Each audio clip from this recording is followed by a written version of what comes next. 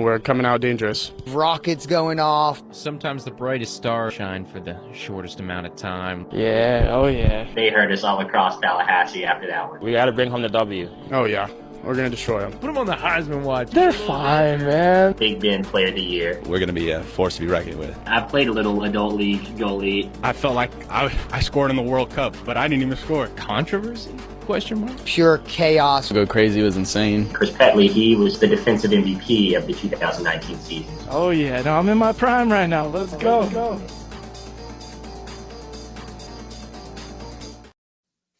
Welcome back.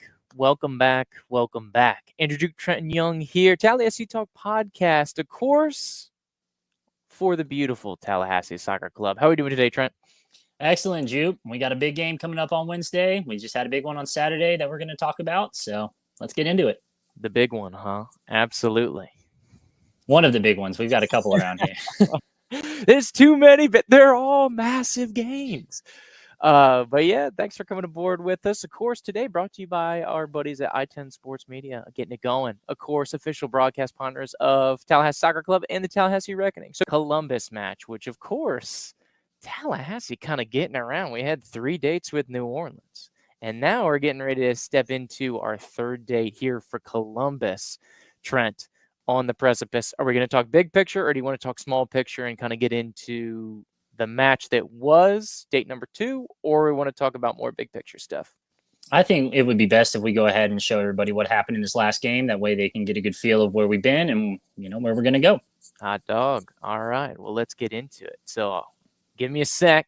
Bear with me.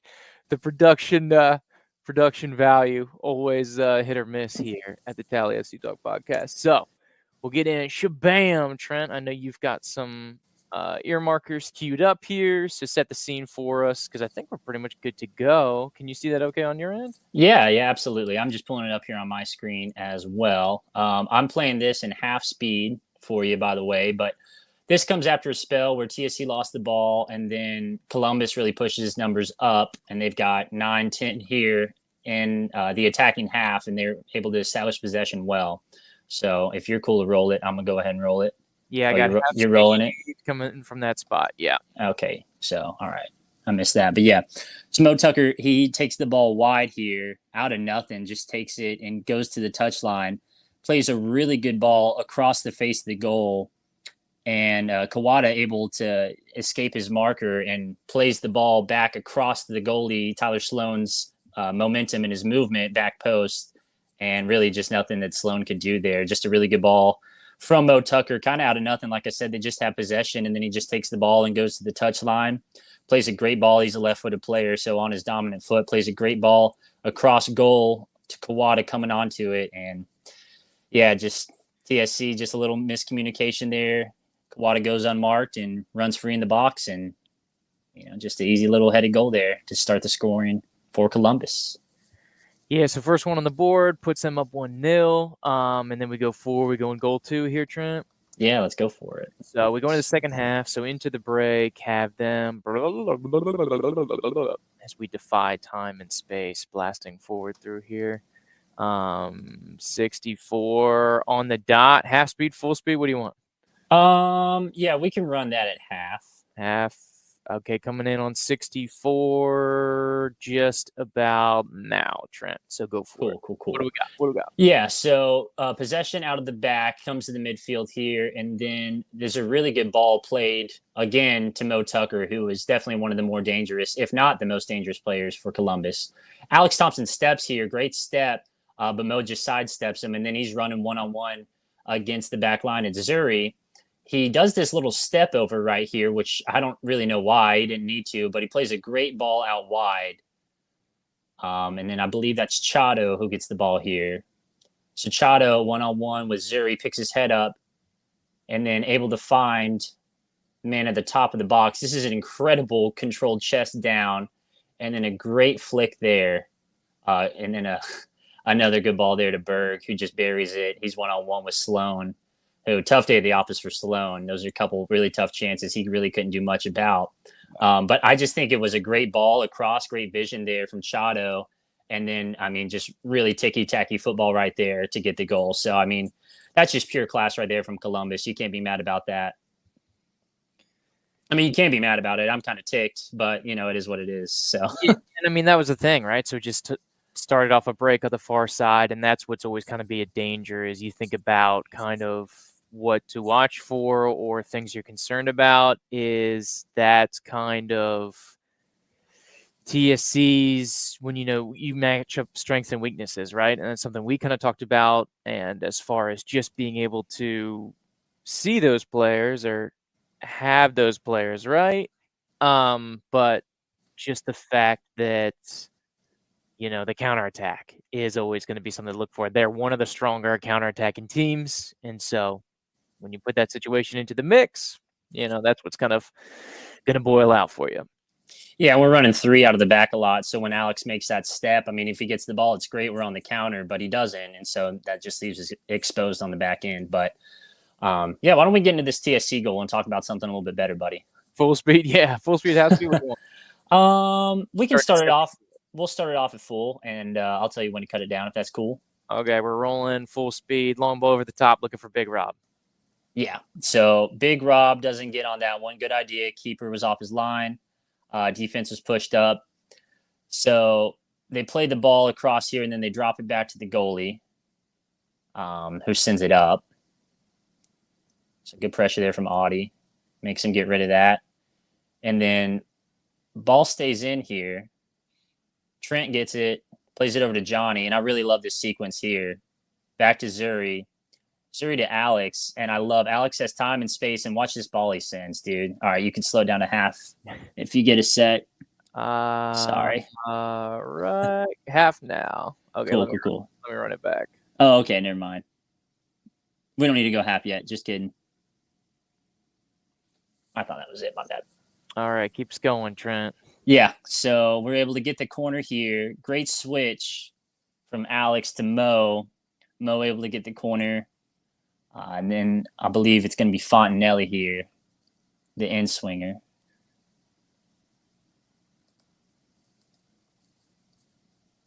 Setting up the corner. So, of course, you think about it, you look at it, there's probably like 20 minutes left in the match right now. Down 2-0, so time is of the essence here. Yep, got to get one. Great head from Rob first time, just off the frame. Johnny sends it back in, back to Rob. Okay, that's the one. We need to go 25 speed. That was so fast. Sorry. All right, so go back to the initial corner. Let's drop it down 25. Quarter, yeah. So there's the header. That one is probably on frame exclusively from Big Rob. That's probably hitting the post. It's close. It's really close. Mo is right there. And he clears it. He's a lefty, so he clears it. Johnny takes this rip, and then Alex able to get in between Rob and the defender to shield him, sets like an unofficial soccer screen, and then Rob takes it left foot and just curls it back post. Keeper couldn't do anything. Perfectly placed. Johnny just sends that ball in there because, like you said, we're down 2. There's 15, 20 minutes left. I think, if the scoreline's a little bit different, Johnny holds onto the ball and holds on to possession a little bit longer, but he knows he's just got to send a ball in there and hope for a deflection. It comes right to Rob. Perfect screen from Alex. And yeah. So Johnny takes it lefty, rips that thing, keeps it on the ground. Alex steps in and Rob just curls that thing into the side netting. I mean, absolutely beautiful. Yeah, it's great on all levels. I love it. As far as kind of going back, you see one, Johnny knowing the situation, bam, blasted forward. But how about Rob to have the awareness? He just got robbed of the header. Instead of just being pissed, he turns around. He's like, okay, what's next? And then he's like ready to go. And then on the other side, all those guys potentially in offside positions, Audie, Alex, and Trice, all getting back onside to be able to make that goal allowable. Because otherwise you get into that situation that they had in, I guess it was the Euros or Copa the other day. Whoever is like standing in the way, whatever that VAR thing is, you put the play at risk by doing that, but they were able to do so, get organized. So, all right, 2-1 new ball game here. You still got 20 to go. All right, TSC, I'm kind of feeling it. Maybe stealing one here on the road. Hopefully. So where let's we going fast now? forward. So, yeah, let's see here. I've got 79-40. Oh, no, just kidding. No, that's the actual goal. Forgive me. 78-23 is what I Yep. think. Okay, Perfect. Yeah, if you want to roll that, just regular speed. I'm going to give you some run time. Okay, you're hot. 78-25. Yep. So Alex comes down. He's got the ball, plays it over to Rob.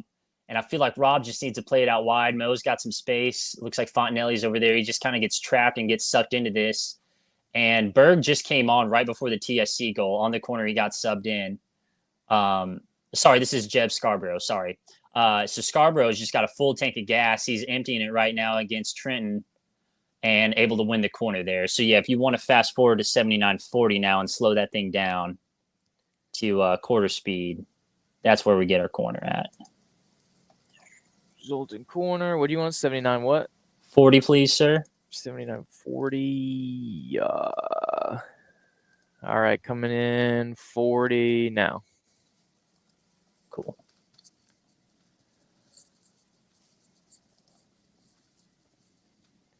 Everybody marked up pretty much. We're going man. Yes. So we get a decoy run here near post by Jeb. It almost looked like he was checking two for the short corner. And when he does that, it brings the defensive attention.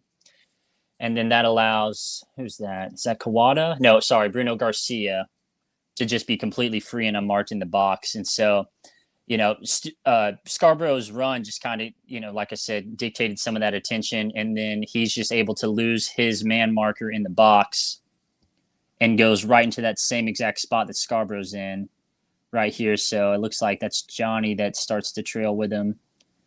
And then Trenton's standing right there and doesn't pick him up until it's too late, doesn't look over the shoulder, doesn't see him coming in. And Fontanelli's there near post, but he's thinking that Sloan's going to dive for it. Sloan's thinking Fontanelli's going to jump out and put a head on it. So they both are kind of waiting on the other.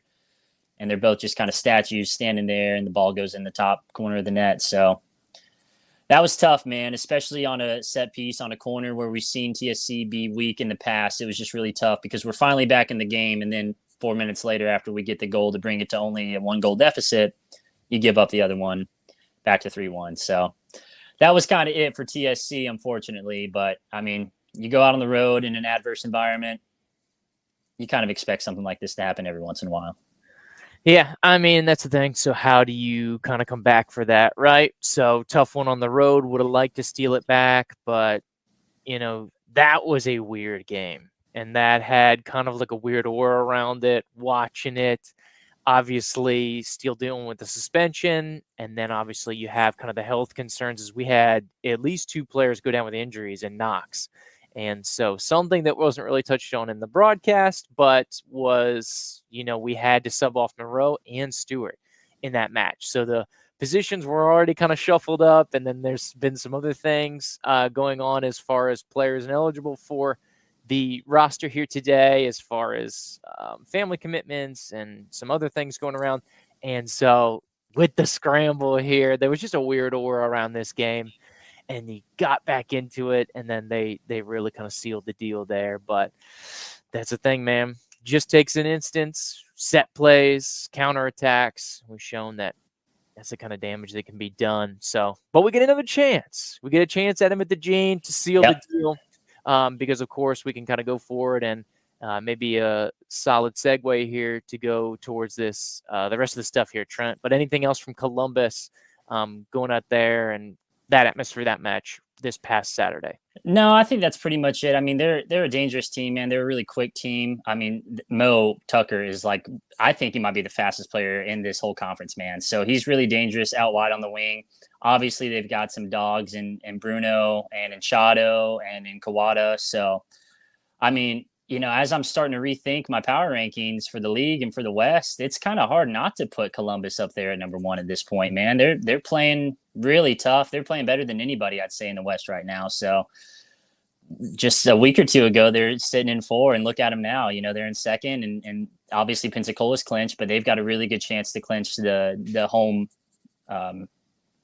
playoff game. Mm-hmm. So. Absolutely. So you talk about it, of course. You think you said Columbus playing the best in the West. Do you think they're playing better than Pensacola right now? I think if they were to play today, Columbus would win. Interesting. Okay. Because I think they still do have one matchup down the line.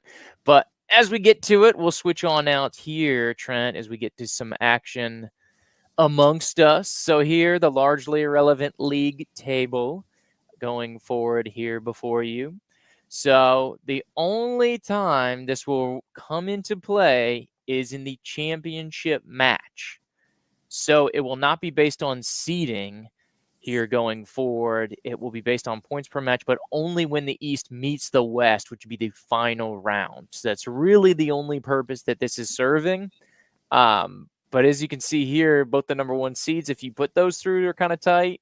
And it really would only make a difference if we kind of got some upsets along the road going forward here. But of course, table at large, Columbus will jump Tallahassee, but that's the thing. Tallahassee, if they can get 3 at home versus Columbus, they're going to jump them right back. Big picture, any thoughts about the table as a whole, Trent? I'm just jealous of Naples getting to play GSP that much. I wish. 3 times. Yeah. I wish we could have a couple of those games, bolster up our goal differential, our points per match, but that's okay. We'll somehow find a way, I hope. Yeah, there you go. And Miami got them 3 times too. All Miami points coming from Global Pathways games. And that's actually a mistype. So Miami is the wild card over in the East. They've actually only played 7 matches. New Orleans is the one who's played 9. So if you can see down here, I don't know if you can see my little cursor going off, but those are switched. So that's on us. That's an editing mistake here. So the ones that really matter, let's get to those. Of course, the East-West split. Trent, some shifting. Columbus jumps us with the full 3. But like we said, an opportunity to get them back. Any surprises here as we go to the split, which it kind of unpacks the playoff picture a little more? I mean, I'm not going to say it's a surprise, but it's just crazy to see New Orleans out of the playoffs at this current juncture, just because we've seen them be so strong and make the playoffs year in and year out, pretty much every year since we've been in this conference. But then at the same time, you just think about the level of play from PFC, from Columbus, and from TSC, and there's just really no room for them. So, I mean, it's tough, but it's a tough group. Yeah, absolutely. And you think about all the opportunities. I mean, all the games have been close, right? You think about the 1-0 game that they lost to Pensacola. You think about the 3-3 draw in Columbus that they probably thought they should have. Mm-hmm. You know, the 2-1 game that they probably thought they should have drawn here with us. And so, boom, boom, boom, you know, those 5 points, that's the difference, right? That's the difference between, at least here in the West, that's the difference from being 4th and the difference from being 2nd or 3rd. Because really, you look at it, Columbus only 4 more points than New Orleans. Or sorry, excuse me. 4 more points than New Orleans. New Orleans has 8 points. That's 9 matches, of course. But, I mean, the spread is not that large. And that's what we said. It was going to be tight. Pensacola kind of emerged, and they've kind of locked that situation down. But outside of that, it's still open. Here in the East, I know we talked about Jacksonville and kind of everybody else. I know you can see on paper, Naples is looking solid at 2-0 plus. Any changes from your perspective on the Eastern teams? No, I mean, I think that's exactly where they should be ranked in terms of how good they are. So I think their records currently are fitting of where they are as clubs. Fair enough. All right, let's roll on. So here's the scenario. So Pensacola has locked up the number 1 in the West. So not the overall number 1. Them and Jacksonville are still going forward with that. Those are the 2 favorites to lock up the overall number 1. Of course, that would only be factored into the championship game. So, of course, it's a group game, Trent. The overall table only will be deciding the championship match. So, as we go through here, Columbus has clinched the playoffs. TSC still has the potential to host. New Orleans still has the potential to get in. As of the Monday game, so depending on when you're listening to this, June 24th, the game that Miami beat Global 8-0, that eliminated officially Global Soccer Pathways. And you look on it with only 7 games played, Miami's still with an opportunity to go get a home game in round 1. Jacksonville, of course, has clinched. Naples has clinched. Miami has clinched. Obviously, those top 3, like we said, with Global eliminated. But the seeding to be decided there. Thoughts on where teams could end up? I genuinely don't think that Miami is a good enough team to beat Tally, even at their home, with us making that road trip down there. So I don't see them moving up to 2nd. I think they'll stay at 3rd. And there's clearly a gap in my mind between Naples and Jacksonville. So I think that's going to stay there as well. Okay. So that's kind of the money grab, right? As far as the West, where you like in here, kind of TSC, as I try to pull up the schedule. Here, Trent, you liking that too, or you think more realistically it's looking like a 3 spot right now? I mean, it's tough, man. I want to be as objective right now as possible, and TSC's really got their work cut out for them tomorrow as we're recording this. So on Wednesday, the 26th, they've really got their work cut out at home for the final home game against Columbus. I just think with Columbus's current run of form, I think, like I said, they're really rounding into form and showing who they can be as a club. And I feel like TSC's kind of on the other trajectory where we've seen that, but then with recent results against Pensacola and against Columbus, it kind of doesn't quite feel like we're on the up and we might be slipping a little bit. So, I mean, realistically, if I had to tell you who I think is going to win tomorrow, I can't believe I'm actually saying this, but I would go with Columbus. And that, with that being said, I think TSC stays at third and they've got to go on the road to Connect in the playoffs. Gotcha. Because at least far as schedule remaining, just to throw it out there. So who cares about the East? They'll solve their own problems. We'll worry about that later. But as far as the West, Pensacola has 1 game left. That's Columbus on the road. So Columbus will come to us and then host Pensacola. So they can't go get the 1 seed, even if they win both matches. Out of reach. And then TSC, home Columbus, road to Miami. So based on what you're saying, you think Columbus is better than Pensacola, which at minimum you'd give them a draw. And then the matchup with TSC, either or, right? So basically, TSC would need a win at home to jump Columbus, a win on the road, and then they would need a tie. Well, they could get really any result. If they beat Columbus, they could get any result from that Columbus-Pensacola game. So you're still not seeing the likelihood of TSC go getting that 2 seed? No, I think best case scenario, TSC draws at home. And again, because of Columbus's current run of form and Tallahassee's current run of form, I think best case scenario, we get a draw and then we go and beat Miami. So then that gives us 4 points. But I'm also thinking Columbus is going to get 4 points, out of the Pensacola draw and potentially the 3 against us. So, if we're to draw with them, then they get the 1 point from us. They beat Pensacola. So then that leaves them at 4, and then that doesn't change the table. So I think Columbus is going to hold on to the 2 seed. I obviously don't want that. I want them to choke. I want TSC hosting at the Gene. But, just realistically speaking, I see Columbus holding on to 2. And that's another thing, is an interesting subplot, because you may think that Pensacola has nothing to play for, clinching up the 1 seed in the West. But when you look at it, they're currently even with Jacksonville. Yeah. Jacksonville, 1 game left. They go to New Orleans. So New Orleans is playing for their season. That's all New Orleans has, so they need the full 3.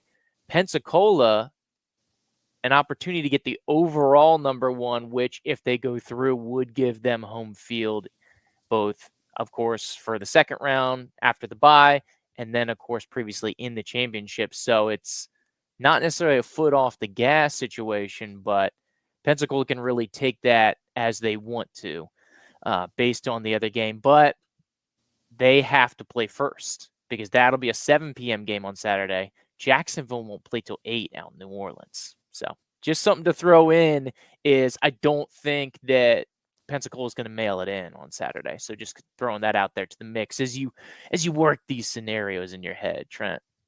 No, I mean, and that makes a lot of sense. And I also see Pensacola realizing that ahead of time and, not kind of, like you said, not taking their foot off the gas because they still have that bye week coming up. So, that's the week that they're going to take to rest up and to get ready for the playoffs. So I don't think they need to do that during the regular season. This isn't the NFL where you're benching guys week 17 or anything like that. So. And that's another thing is because it's on a points per game. I don't see Columbus. So let's say Columbus gets Tallahassee, which, hopefully not, right? But let's say they do, and then they go forward into that Pensacola game. They're going to want to get 3 more against Pensacola because since it's on a points per match, they have to try and catch Naples. So let's say there's an upset and Jacksonville gets knocked down. So Naples is your 2nd seed and Naples beats and goes to the championship game. and it's a 2 seed versus a 2 seed in this situation that we've created, they want to be able to host a championship game. So this incentivizes everybody to play through. Really, unless a team is coming in undefeated at this standpoint, there's no way that they could really take the foot off the gas because there's still those hosting. And I mean, we've seen it. When you're talking about a spread between Naples and Pensacola, they really want to go in there and try to be that third overall seed. They can't catch Pensacola. It doesn't look like they're going to get Jacksonville. So opportunity, if somebody kind of craps a bed, that there'll be an option for them to slide in there. So I don't think anybody's taken really anything kind of off the table, except for depending on how we roll down to Miami. But then you look at it, and then Pensacola and Naples still have to make up. I think they play the day before 4th of July. Yeah, dude. They have to make up their game. We'll see if that one actually happens. But so that's potentially on the table. So who knows? But that's kind of what we got going on. As we go through here, I guess we can go back to this. We got some more action going here as we circle on. So here's that kind of projected playoff bracket that we're talking about. So it makes more sense for you. What do you think of the flow here, Trent? I feel like we kind of talked about it. I feel, coming from your perspective, based on what you said, that this is how we will finish, with basically 1 week, but a week and a game left in hand for our clubs here in the conference. Yeah, I definitely think that's how it's going to shape up. I think TSC holds on to 3, Columbus at 2. We'll duke that out. That's anybody's game. And, we'll go on to play Pensacola. I think, like I said, out of the East, it's, in that order, 1, 2, 3. I think Naples takes care of Miami, and then Jax takes care of Naples. So, then it's whoever comes out of TSC Columbus, the winner of that versus Pensacola, that's your Eastern champion versus Jacksonville. So really, it's all about the West, man. There you go. So potentially, as you have the block, right? So let's say Tallahassee may have to go on the road for potentially all these games. You think about it, but 2.5 to Columbus, 3 to Pensacola, 2.5, 3 to Jacksonville. Not bad considering what could happen down here in this quadrant, right? Especially coming off, 4 games in 10 days, 2,100 miles traveled with 3 of those road matches in the mix there.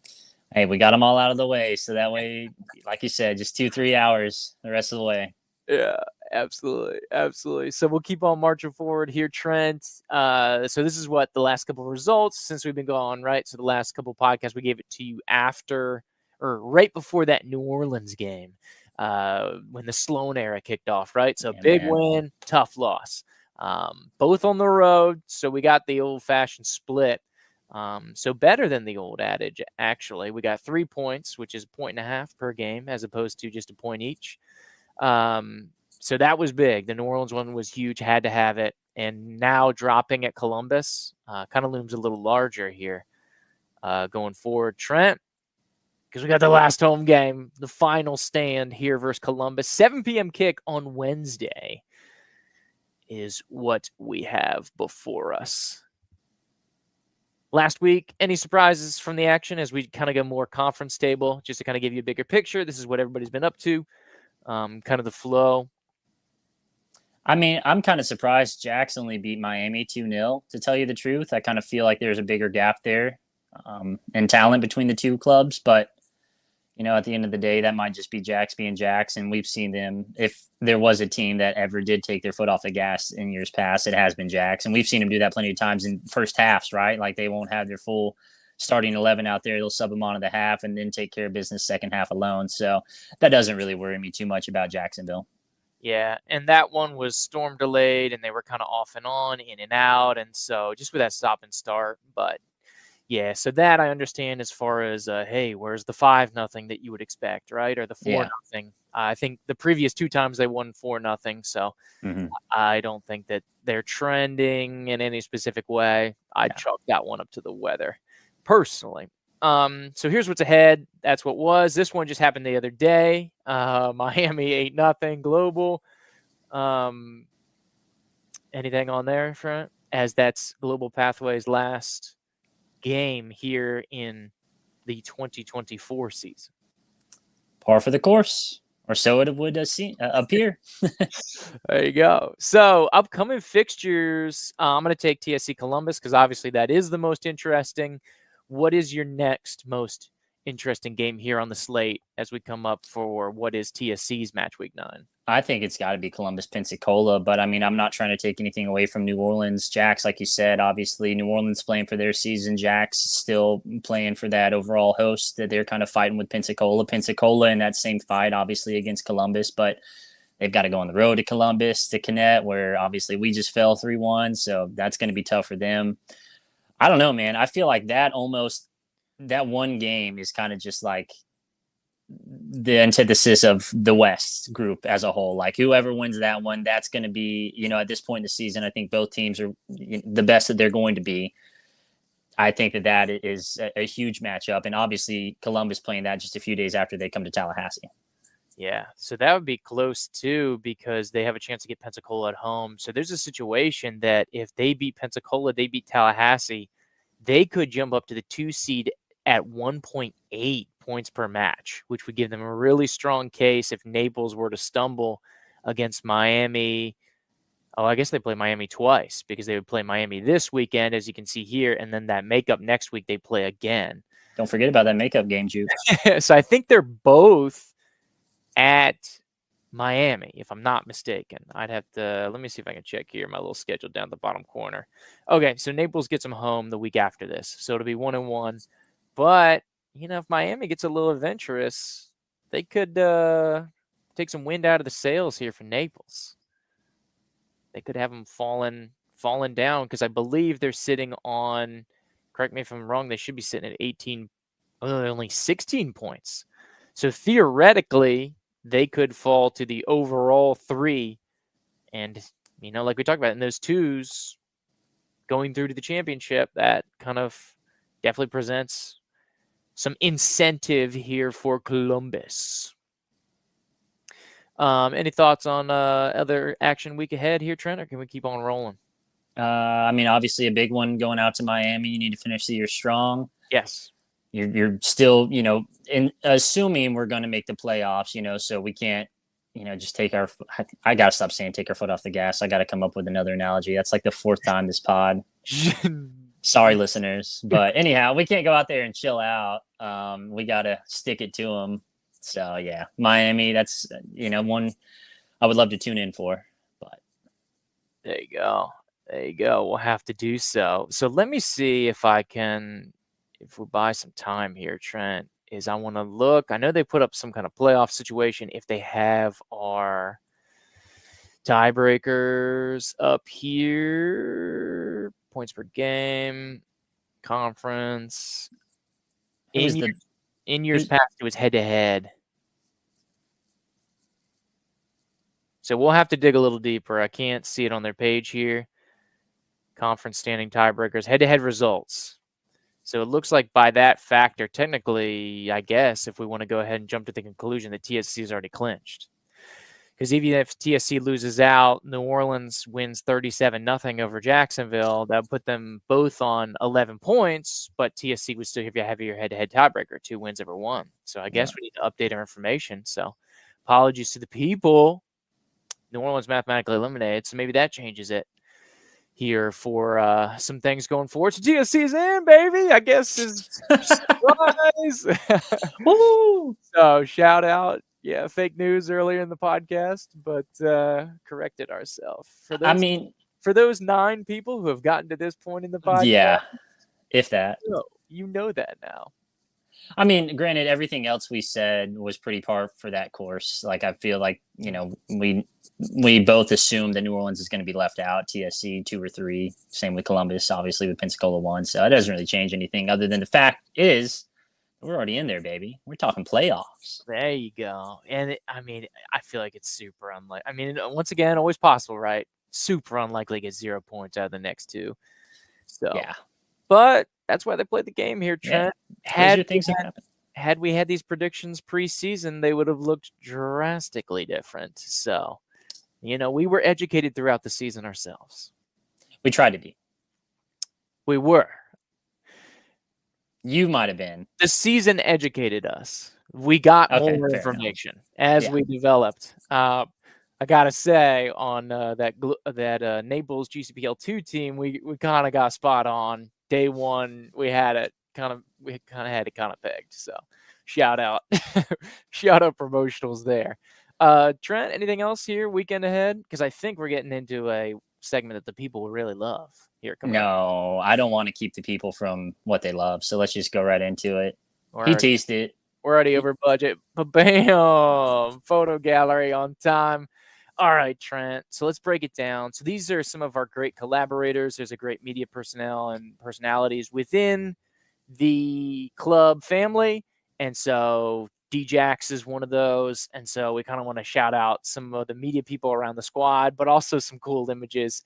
I like this one, the bench. These are from the Pensacola game a couple weeks ago, but we didn't get a chance to get to it because technology and schedule obligations elsewhere. So what do we think here about the bench? Give me your perspective, Trent.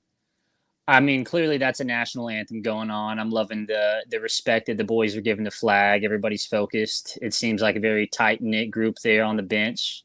And it's just kind of crazy seeing Sloan with the warm-up on because this is his town, man. This is his club. He's running the show around here. So this is like the last glimpse of a young Sloan before he ascends into his manhood.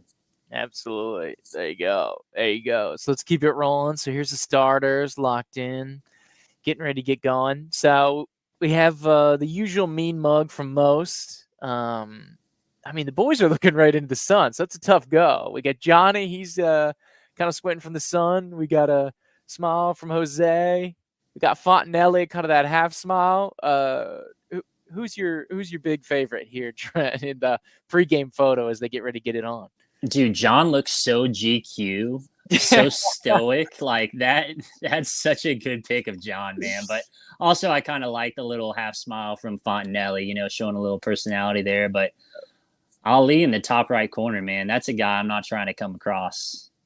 That's a tough looking man. Dude, yeah, I like the John, man. He's locked in. Like, nobody means more business right here now. It's like Fontanelli's like, I don't want to smile, but he's like, I can feel Johnny smiling. So he's like, I gotta at least, you know, grit the teeth a little bit here. And then John isn't feeling any of that back there. Yeah, he's just like, nah. He's like, not me, though. But back to it. How about these ones? Woo! Featuring your Spanish Armada and Johnny also getting in the cut there. Yeah, absolutely. I mean, we got Air Jorge up there going big, coming down with the ball. I'm loving that. That's kind of a cool mid-flight pick of him that we don't get to see too often. But yeah, I mean, anytime the keeper leaves the ground, it's something cool to see. So that's a cool shot there. John obviously doing an about face, tracking back because he knows his dog Jorge's got his back. Mm-hmm. And then the other member of the Spanish Armada, we got Jose out there on the right, bringing that ball down, showing some solid control with the chest. Yeah. Rock and roll. Love it. Love it. Yeah, that jump in reverse picture looks sweet. And then, of course, plug to our sponsor, Sugar Fix, out there slinging it. Feels like they're out there every week with the shaved ice, man. Gotta have it come late June, late May in this summer season. Let's roll it on. How about this? A little captain's goal. Johnny running away from his haters there on the That's exactly what it is, man. He's tired of those guys. He doesn't even want to talk to them anymore. He's just going off, dude. Get the heck out of Dodge. Yeah. And then how about the freshman phenom? As far as the action shot, I love that. It's Trent flicking it over a couple PFC guys to launch on the attack there. Yeah, man. Trent being huge, coming up with the ball, setting his teammates up like always. But it's just a cool pick because it looks like he's just absolutely surrounded by the entire Pensacola team. And he's just coming out on top, getting that ball out of there, man. Yeah, that's what we cropped out, actually, is because when you go and zoom out, there's actually the 8 other players are there, including the keeper. It's, they wanted to make sure that they got all 11 people on Trent. And so to make sure that they shut down that attack. So that's a good point. Yeah, which you don't see in that picture, unfortunately, that we had to crop out. I know you like this one here, Trent. This must be first half, I believe. going this direction towards the south side. Well, that and just the sun alone, it being that bright out, gives me that belief. But yeah, I mean, that's just a classic Audie Jepson. Beautiful form, man. Just looking the ball down over the shoulder, catching it with his toe, and Audie's incredible, dude. His touch is unreal. The weekly fan love. It seems like we got one at least every week from Audie. How about this one? Big Cody Sullivan, man. And that's a really cool picture. Sundquist. Sorry. Cody Sundquist. We got the bench right there in the background. You got Bruno and got Coach Cam, Coach Joel right there looking on. Diego in between Cody and the Pensacola defender. But yeah, dude, he's just leaving that guy in the dust going off. And I think this is because, this is a few weeks ago going back to the Pensacola game. I think that's that ball that he served in. He was going down the sideline and then played a great ball in right after this. Yeah, indeed. That's intense. Everybody locked in to see what is going on. I know you like this one here, Trent. How about the service from Jean coming out of the back? It's just so smooth, man. He's just sending that thing with his left, and he's leaning back, and he's like got his hand up in the air like he's tossing a pizza or something, about to serve you up a slice. And yeah, just dropping a dime there. But that's a really cool action shot, and it really shows like the control and how the entire body comes into play in this game. Absolutely. Of course, part of our Spanish Armada, I like to imagine it because, in southern Spain, bullfighting is still a little more mainstream than in the north. So it almost looks like he's whipping the cape away, like there was a defender kind of charging to him. He gives him the Olay, gets rid of that ball there. There you go. I like that. That was definitely good range of motion going on for John. Whoa. This one. And we talk about the weekly installment. I had to throw some Ali in there, right? Yeah, and the defender's saying I've got to throw some Ali as well because he's like got him in a headlock there, bringing him to ground. You see the ball just flying away. Ali's screaming because he's like, "Ref, what are we doing here? I didn't sign up to fight in the UFC." Yeah. But alas, lower league soccer in a nutshell. Yeah, homeboys go for that full body takedown. It looks like he's about to bear hug him with legs and get up and like koala Ali like he's a Australian tree there. Try to take him down. Yeah, that's something else. I don't remember, but I hope that got called, but who knows? Ain't no telling. So, of course, another one of our collabs here. Kalane Photos coming in strong. We got a little Adrian, got a little Alex. What do we think of these here, Trent? I mean, Adrian, classic money shot there, going up against the defender, winning the ball. But I really like the one of Alex there. I have no idea what he's pointing at. I can assume he's pointing to the far side of the field for a sub. But it just looks like he's like Coach Joel's son, just out there shouting orders, telling everybody what to do. What he's saying, he's like, towards the playoffs. We've clinched. We're onward, TSC. There we go. Onward and upward. But that was a good one there. As that finishes up the little gallery there, Trent. Here as we put a bow on this thing. Any former thoughts? I know we kind of got into a little thoughts of kind of what the game is to come. But we want to throw some predictions in there because your boy, aka you, hit on the people's boy. Hit on the prediction last time. A very accurate 2-1 prediction out there in New Orleans. You want to put a prediction on this one here with the game against Columbus? Yes, I do. Man, this is tough because I really want Tallahassee to win, but I also really want to be right again because being right feels great. And I love the battle lines no matter what, right? So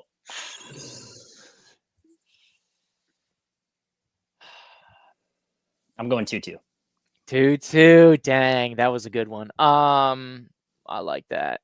I think it's going to have to be chaotic and have to be goals scored. So let me get up. I'm just going to keep mashing it until it works. So I'm going to go 3-2 again. Good guys coming through here. TSC. I say let's go get that 2 seed, boys. Bring it back to the Gene.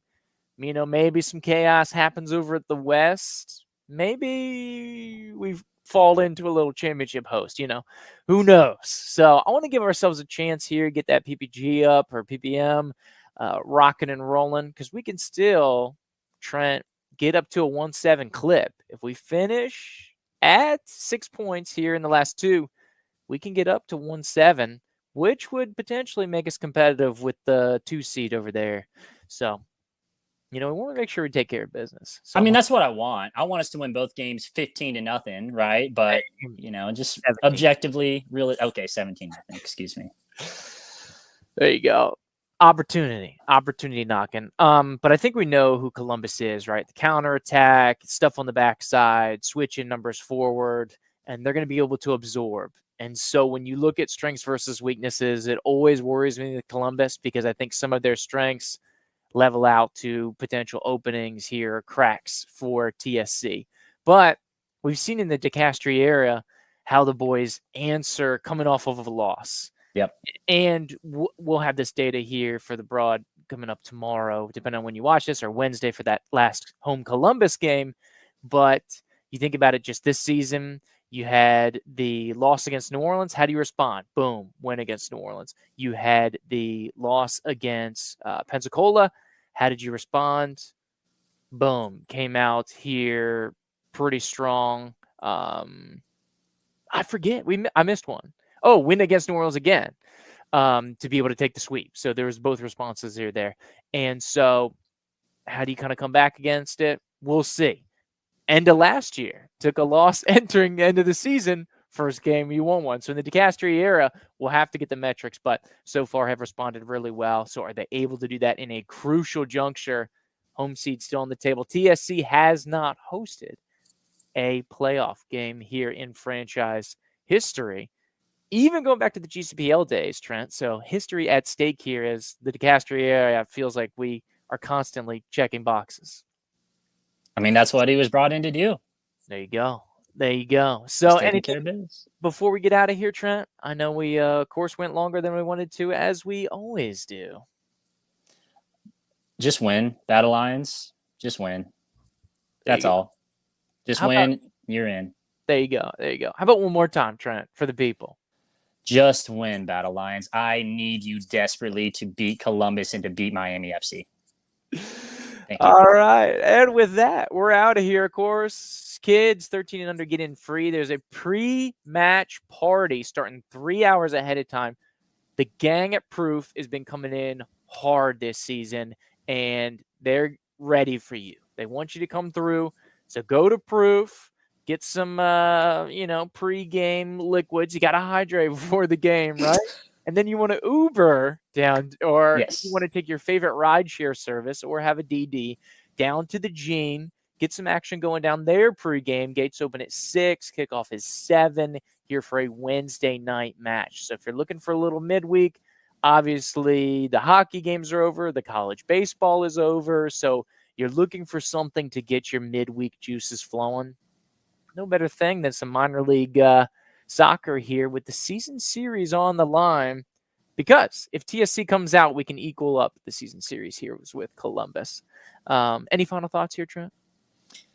Oh, yeah, there's a familiar face that's going to be at the Gene on Wednesday. That's all. Oh, yes. And, of course, we'll make sure to get the pronunciation right for that person. Of course, the interesting return. So we'll be posted for that. Oh, on the backside, shout out to Reckoning.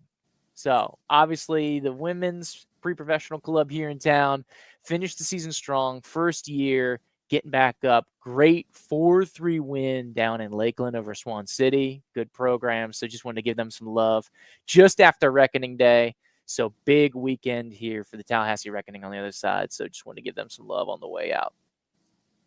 But for Andrew Jupe, Trenton Young, be well. Take care of yourself. We'll see you / yell at you / talk at you here on Wednesday. Tune in. Of course, broadcast pregame starting right about 6:30 p.m. on Wednesday. We'll get you going with all you need to know here for game day. Be well. Go TSC. Battle Lions. That's the move.